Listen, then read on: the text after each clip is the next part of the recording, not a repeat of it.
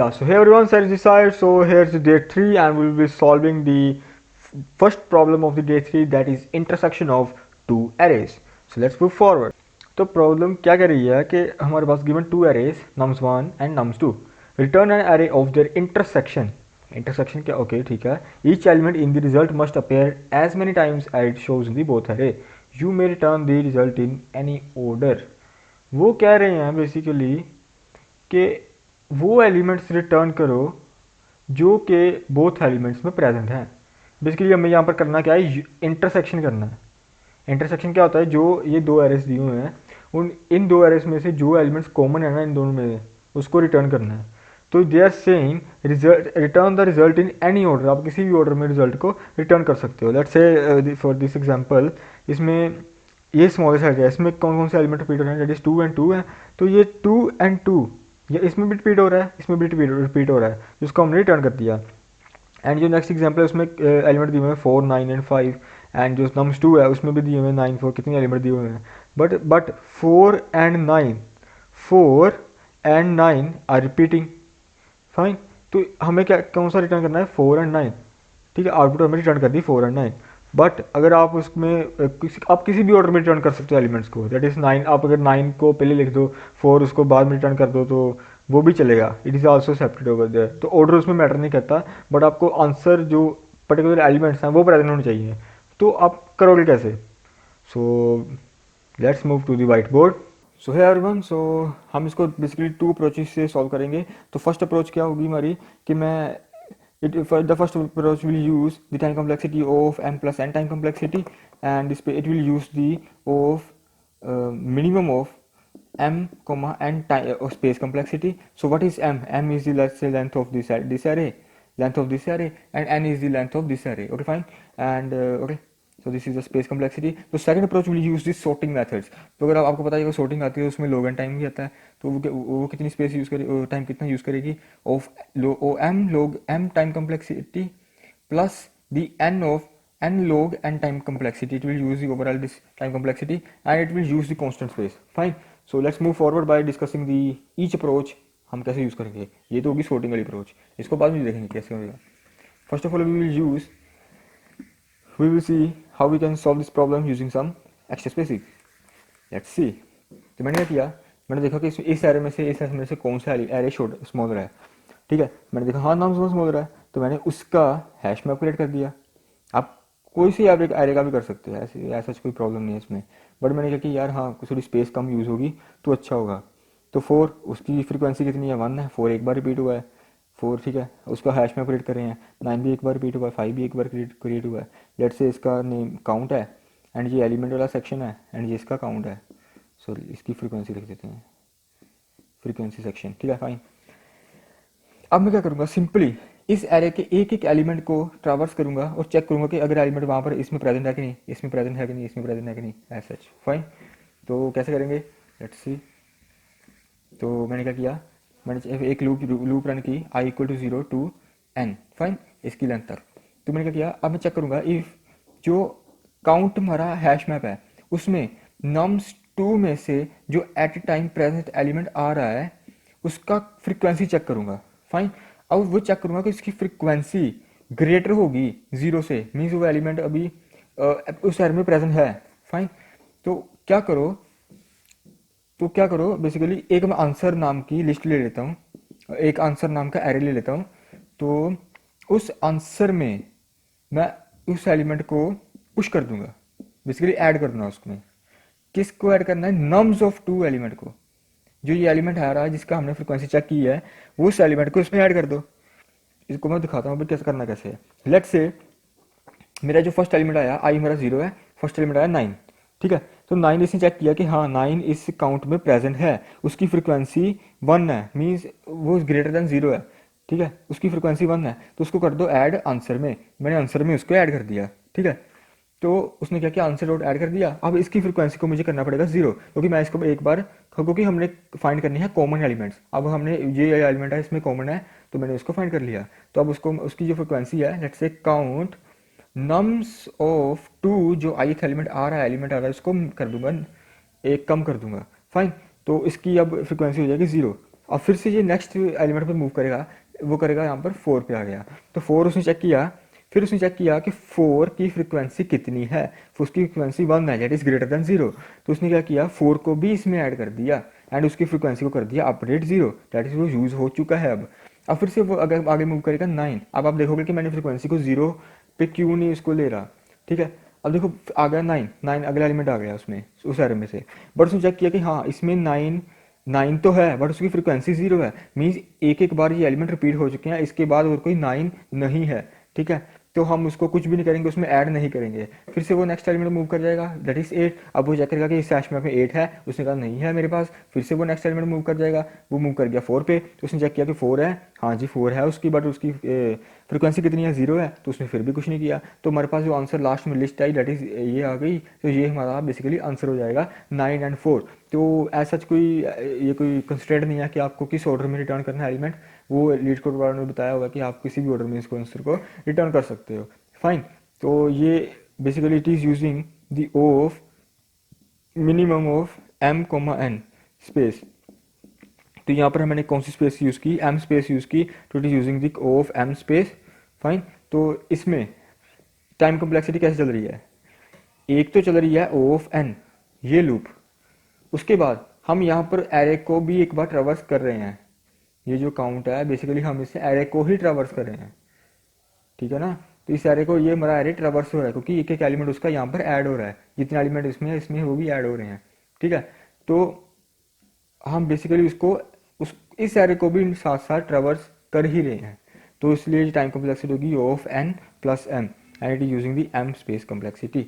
So let's move forward to the another approach which will use m log n plus n log n time complexity by using the constant space। हम कोई भी extra space उसमें use नहीं करेंगे and उसमें हम use करेंगे sorting methods। Let's see how we can solve this problem using sorting। Fine fine fine and let's see कैसे करेंगे आप भी सोचो कैसे करेंगे एंड लेट 4 9। तो पहले तो मैंने आपको बताया था हम sorting करेंगे, तो sorting करनी क्यों है, मैं अब यूज़ करूँगा यहाँ पर 2 pointer approach plus sorting, fine. मैं sorting क्यों यूज़ करूँगा अब अभी आपको पता चलेगा। पहले तो मैंने nums 1 को मैं सॉर्ट कर लेता हूँ, मेरे पास आ गया 4 5 9 एंड nums 2 को भी सॉर्ट कर लेता हूँ, तो मेरे पास आ गया 4 4 8 9 9, ठीक है। इसकी लेंथ n है, इसकी लेंथ m है, ओके। तो अब मैं क्या करूँगा, एक पॉइंटर मैंने लगा दिया यहाँ पर i पॉइंटर, एक पॉइंटर लगा दिया मैंने यहाँ पर j पॉइंटर, ठीक है। तो एक मैंने लिस्ट ले ली आंसर नाम की जो कि मेरा आंसर स्टोर करेगी, एक मैंने बेसिकली एरे ले लिया जो मेरा आंसर स्टोर करेगा। अब देखो कैसे करते हैं। अब मुझे पता है कि इस पॉइंट से आगे जो एलिमेंट्स हैं वो ग्रेटर होंगे, इस पॉइंट से आगे एलिमेंट ग्रेटर होंगे, ठीक है, क्योंकि वो सॉर्टेड है। तो इस चीज का मैं इसको यूज करूंगा, अगर एलिमेंट इक्वल आ गया मींस वो इस एरे में प्रेजेंट है, तो उसको मैं इंसर्ट कर दूंगा इसमें, फाइन। अगर एलिमेंट इक्वल है तो मींस वो रिपीटेड है इन बोथ एरे में से, तो इसको मैं कर दूंगा इस एरे में ऐड। उसने चेक किया एरे ऑफ नम्स 1 में ith एलिमेंट इक्वल है, jth एलिमेंट इसके नम्स 2 में इक्वल है, उसको मैं कर दूंगा ऐड, ठीक है। i को पॉइंटर को मैं कर दूंगा मूव 1 स्टेप फॉरवर्ड, इसको भी एक स्टेप आगे मूव कर दूंगा। उसने चेक किया कि अब ये फिर इक्वल है, मीन्स एलिमेंट फिर से कोई रिपीट हो रहा है इसमें बोथ एरे में से, उसने कहा नहीं रिपीट हो रहा, बट अब इन दोनों में से कौन सा पॉइंटर मुझे आगे मूव करना है, कौन सा मतलब क्या करना है, इस पॉइंट पे आप क्या करेंगे। अगर एलिमेंट्स इक्वल नहीं है, अगर एलिमेंट्स इक्वल नहीं है तो मुझे चाहिए जो 5 ग्रेटर है और 4 स्मॉलर है, मुझे ग्रेटर एलिमेंट चाहिए, तो मैं जो स्मॉलर एलिमेंट वाला पॉइंटर है उसको मूव कर दूंगा एक स्टेप फॉरवर्ड, मैं जे को मूव कर दूंगा कि मुझे ग्रेटर एलिमेंट चाहिए वीर, ठीक है। उसने एक स्टेप फॉरवर्ड कर दिया, मूव कर दिया जे को, फिर उसने चेक किया कि कौन सा ग्रेटर है, 8 है ग्रेटर है कि 5 ग्रेटर है, उसने कहा 8 ग्रेटर है, बट मुझे इस एरे में से अब मुझे फिर स्टेप मूव करना पड़ेगा कि मुझे यार ग्रेटर एलिमेंट चाहिए, तो मुझे आगे मूव कर, क्योंकि बिकॉज आई नो कि आई के आगे जो भी एलिमेंट्स है वो ग्रेटर हैं, तो मैंने इस पॉइंट पे आई को मूव कर दिया। फिर इसने चेक किया ith एलिमेंट ग्रेटर है कि jth एलिमेंट ग्रेटर है। उसने क्या, ith एलिमेंट ग्रेटर है, मैं j को कहता हूँ कि तू मुझे ग्रेटर एलिमेंट लेके दे, उसने फिर j को मूव कर दिया, j को मूव कर दिया। एट दिस पॉइंट क्या हो रहा है, i j के इक्वल आ गया, एलिमेंट इक्वल है, उसको मैं इस एरे में इंसर्ट कर दूंगा। अब क्या होगा, ये एरे ट्रैवर्स हो गया। जैसे ही एक पॉइंट पे ये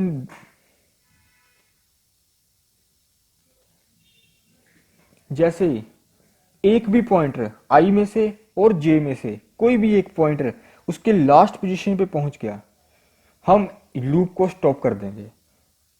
बिकॉज जितनी भी फ्रिक्वेंसी होनी थी, बेसिकली जितनी भी फ्रिक्वेंसी एलिमेंट, जितने भी एलिमेंट्स को चेक करना था हमने, ठीक है, हम बेसिकली शॉर्टर एलिमेंट जितनी लेंथ है उसकी, तो जितने भी एलिमेंट्स हमने बेसिकली ट्रावर्स करने थे, जितनी इसमें जितने एलिमेंट्स प्रेजेंट हैं, तो और भी इस एलिमेंट इस एरे में से और कोई भी इतने आगे जितने भी एलिमेंट्स होंगे वो प्रेजेंट नहीं होंगे। हमने जितनी भी अभी तक फ्रिक्वेंसी चेक की है वो बेसिकली चेक हो गई है। तो हम जैसे ही हम इस पॉइंट पे लास्ट तक पहुंच जाएंगे, हम एरे को लूप को कर देंगे ब्रेक, एंड हमारे पास जो आंसर आ जाएगा तो वो हमारे पास ये आ जाएगा यूजिंग दिस सॉर्टिंग मेथड। तो it will use, so how we basically इसका सूडो कोड भी देख लेते हैं कि हम इसको कैसे कर सकते हैं, कोड क्या है इसका, सूडो कोड कैसे होगा, उसको भी एक एक बार समझ लेते हैं कि हाउ इट विल वर्क। सो मान लिया कि मैंने एक एरे ले लिया, empty array answer, and first of all मैंने आई को इनिशियलाइज कर दिया 0 से, जे को भी इनिशियलाइज कर दिया 0 से। अब मैं करूँगा while I is greater than M, okay fine, हाँ या M, and I is less than M, जैसे कि लेंथ से कम होगा, जे भी लेंथ से उसकी कम होगा सेकेंड एरे की। तो क्या करो, लूप को रन करो। इफ मैं कह रहा हूँ इफ नम्स वन में मुझे कोई स्मॉलर एलिमेंट मिला, ठीक है, ith पोजीशन पे, अगर तो इसका एलिमेंट स्मॉलर है किससे, नम्स 2 से, तो मुझे नम्स 1 में से इसको मूव करना पड़ेगा। कहता हूँ मैं कि यार नम्स 1 तू मुझे एक ग्रेटर एलिमेंट लेके दे उससे, तो मैं करूँगा इसके इंडेक्स को इंक्रीमेंट करूँगा, that is I plus plus कर दूंगा। बट इफ नम्स 2 का जीएथ पोजीशन पे एलिमेंट वो स्मॉलर है, नम्स 2 का एलिमेंट स्मॉलर है नम्स 1 से, आई पोजीशन पे एलिमेंट से, अगर वो स्मॉलर है तो मैं कहूँगा यार मुझे जेथ जो सेकंड एरे है उसमें से एलिमेंट लेके दे जो इससे ग्रेटर है, क्योंकि आई नो सॉर्टेड एरे है तो उससे अगला एलिमेंट इससे ग्रेटर होगा, तो मैं उसको जे को इंक्रीमेंट कर रहा हूँ। एल्स, ये कौन सी कंडीशन है, अगर एलिमेंट दोनों इक्वल आ गए, हम इक्वल आ गए, हम क्या करते थे, आंसर में ऐड कर देते थे। लेट्स से आंसर को हमने पुश कर दिया, आंसर में कौन सा एलिमेंट पुश किया, कोई सा भी कर दो बिकॉज वो इक्वल है, नाम 2 में 2 का लगा कर दिया, आई को भी इंक्रीमेंट कर देंगे एंड जे को भी इंक्रीमेंट कर देंगे, एंड दैट्स इट। ये हमारा सूडो कोड है। So let's implement it into the compiler and see how it is working. So first of all let's discuss the complexity of it. तो ये बेसिकली जो सॉर्ट होगा, array sort होगा, यहाँ पर नम्स 1 सॉर्ट होगा, अगला एलिमेंट सॉर्ट होगा, नम्स 2 सॉर्ट होगा, तो it will use the m log n and n log n, so it is using the time complexity of m log n plus n log n, and yeah, it is using the smaller, like let's say smaller length is m, so it is compensated with this particular time complexity, and that's it. It is not using any space complexity. So yeah, let's move forward to the compiler. The O of m plus n time complexity and O of let's say minimum of m comma n space complexity. Oh yeah, the first approach is working fine, so let's move forward to the second approach.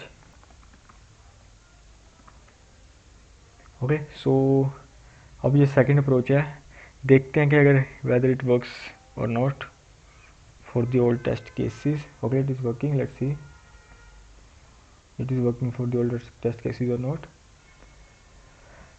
Oh yeah, it is working fine, and yeah, so that's it for this video. If you like this video, if you come to know how to solve this problem, then do like this video, do subscribe to my channel and comment भी कर देना। So thanks a lot, and so more video will be coming soon. Soon means very soon.